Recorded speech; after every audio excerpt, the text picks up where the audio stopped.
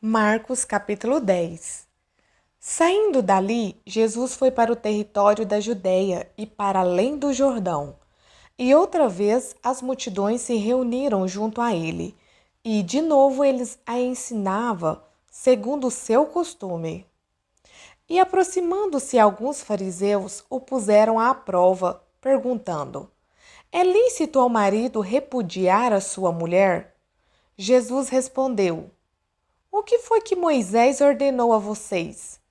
Eles disseram: Moisés permitiu escrever uma carta de divórcio e repudiar. Mas Jesus lhes disse: Foi por causa da dureza do coração de vocês que Moisés deixou escrito esse mandamento. Porém, desde o princípio da criação, Deus os fez homem e mulher. Por isso, o homem deixará o seu pai e a sua mãe e se unirá à sua mulher, tornando-se os dois uma só carne.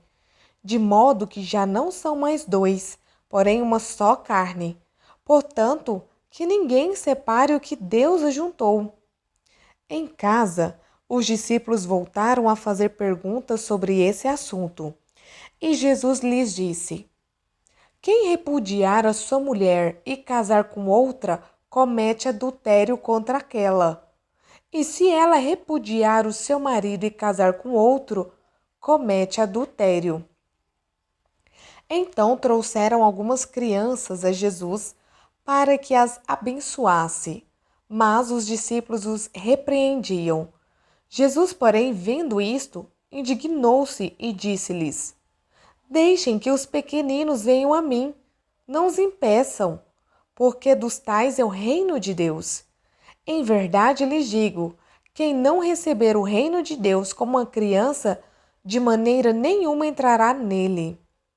Então, tomando as crianças nos braços e impondo-lhes as mãos, as abençoava. Pondo-se Jesus a caminho, um homem correu ao seu encontro e, ajoelhando-se diante dele, perguntou-lhe: Bom mestre, que farei para herdar a vida eterna? Jesus respondeu: Por que você me chama de bom?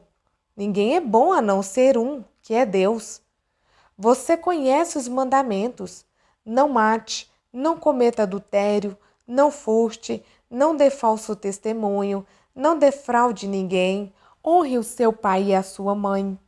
Então o homem respondeu: Mestre, tudo isso tenho observado desde a minha juventude.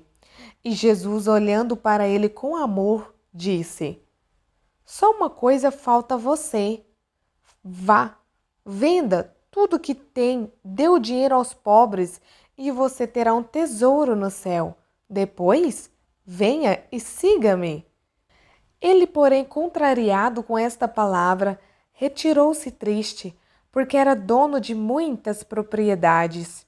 Então Jesus, olhando ao redor, disse aos seus discípulos: Como é difícil para os que têm riquezas entrar no reino de Deus. Os discípulos estranharam estas palavras, mas Jesus insistiu em dizer-lhes: Filhos, como é difícil entrar no reino de Deus! É mais fácil um camelo passar pelo fundo de uma agulha do que um rico entrar no reino de Deus. Eles ficaram muito admirados, dizendo entre si: Sendo assim, quem pode ser salvo?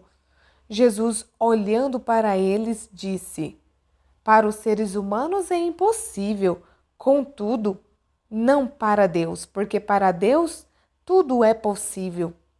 Então Pedro começou a dizer-lhe: Eis que nós deixamos tudo e seguimos o Senhor. Jesus respondeu: Em verdade lhes digo que não há ninguém que tenha deixado casa, irmãos, irmãs, mãe, pai, filhos ou campos por minha causa e por causa do Evangelho, que não receba já no presente 100 vezes mais casas, irmãos, irmãs, mães, filhos e campos, com perseguições. E no mundo por vir receberá a vida eterna. Porém, muitos primeiros serão últimos, e os últimos serão primeiros. Estavam a caminho, subindo para Jerusalém, e Jesus ia diante dos seus discípulos. Estes se admiravam e o seguiam, tomados de apreensões.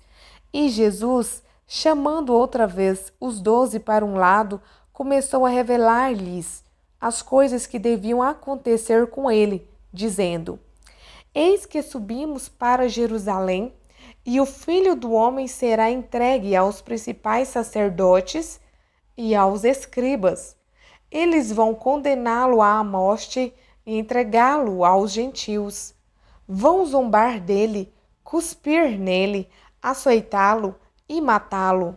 Mas, depois de 3 dias, ressuscitará.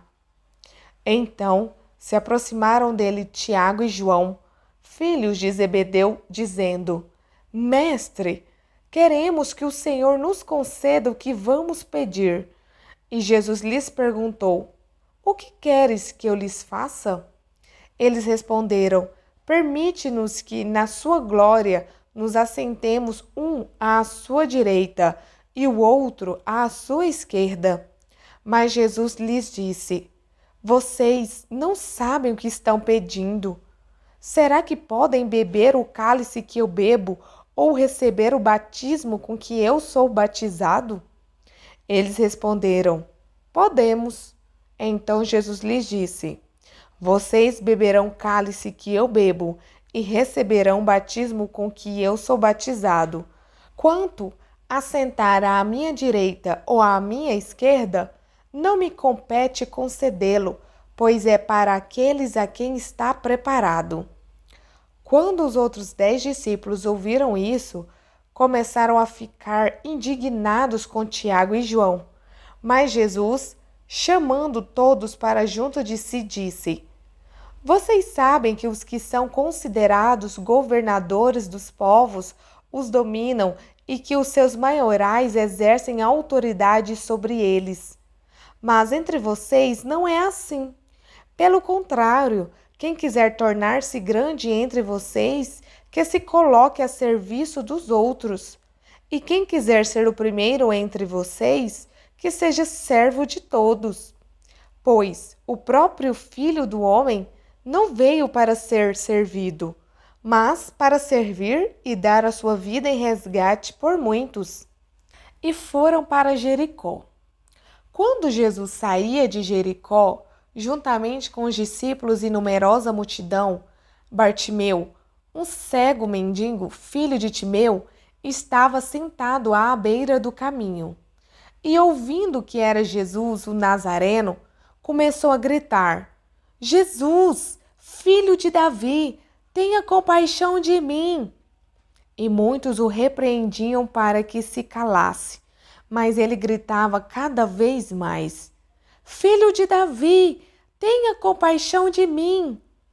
Jesus parou e disse: Chamem o cego. Chamaram então o cego, dizendo-lhe: Coragem, levante-se, porque ele está chamando você. Atirando a capa para o lado, o cego levantou-se de um salto e foi até onde estava Jesus, que lhe perguntou: O que você quer que eu lhe faça? O cego respondeu: Mestre, que eu possa ver de novo.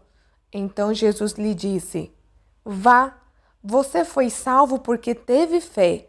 E imediatamente passou a ver e foi seguindo Jesus estrada fora.